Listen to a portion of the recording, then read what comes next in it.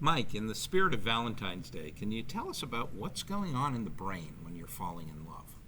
Well, a kind of chemical bomb goes off, Jeff. I mean, an explosion of dopamine and noradrenaline that basically has you feeling warm all over and it's excited at the same time.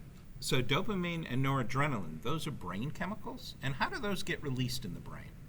Dopamine is associated with rewarding.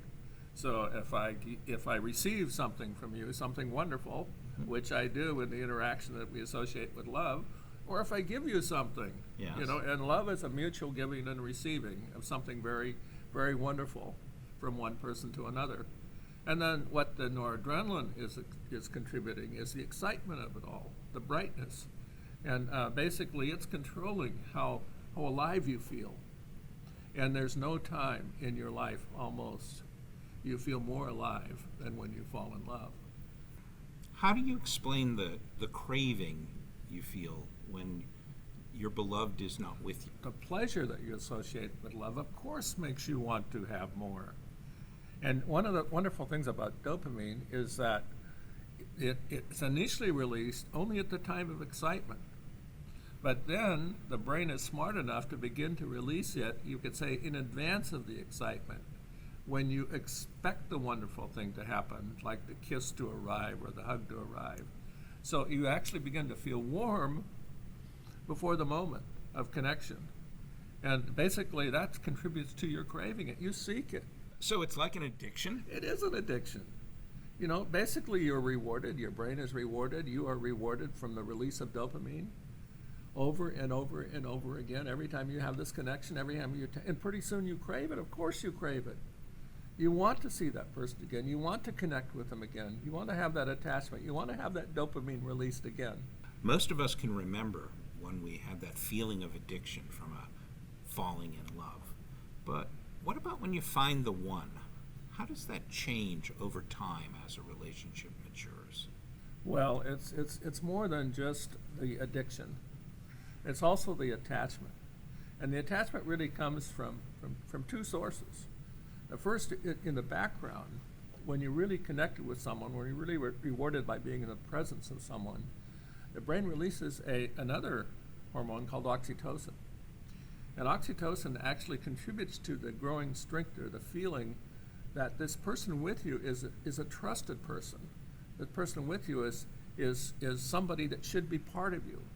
So that's the first part. There's a sort of chemical bonding that occurs. It's the same bonding that occurs between a mother and her baby, her infant, or between a child and his mother.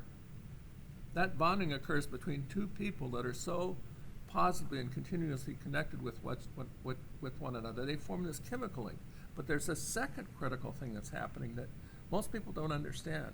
And that is to say, when you grow your own sense of self, you grow it by basically self-reference. When I do something, when I feel something, when I have some emotional response to things, when I act, when I think, I'm continually associating that thought, that action, or the feeling to its source. And that source is me. And from that I create myself. But the same processes work to create a strong attachment to anything that's really positively, strongly close to me. And what is closer to you? What is stronger to you than someone you love? And the consequence of that is your brain, through its plasticity, grows that person that you love into yourself. So they're a part of you. They are a part of the person that you are. Ultimately, you're bonded, you're wedded. You're wedded in your brain just like you might be wedded in your life. Mike, what can you do so your brain's ready for love? Oh, that's a good question. Well, first of all, you want to exercise the machinery. You want to make sure that the machinery is in a powerful form that controls the release of dopamine and that controls the release of noradrenaline. And you do that by living a life full of excitement, because that's what the excitement release from noradrenaline is all about, full of surprises and interesting things in life. Challenges. And then you want to control a life that's full of reward. And the way you can control the delivery of reward is by you being the rewarder. By you being the generous agent. Every time you're kind to someone, every time you're sympathetic with someone, you release dopamine. And you can also go to Brain HQ because that exercises this machinery heavily, but you can also exercise this machinery heavily in everyday life by being a positive, loving, generous person. And I strongly recommend that. Live a life full of vitality, full of interesting, surprising things, and be a positive, generous, loving person. And when love comes your way, you'll be fully ready to respond to it. Of course, Jeff, you can also just wait to be struck through the heart by that arrow from Cupid out there somewhere and surprise you, because that can happen too. Be ready for the surprise. All right.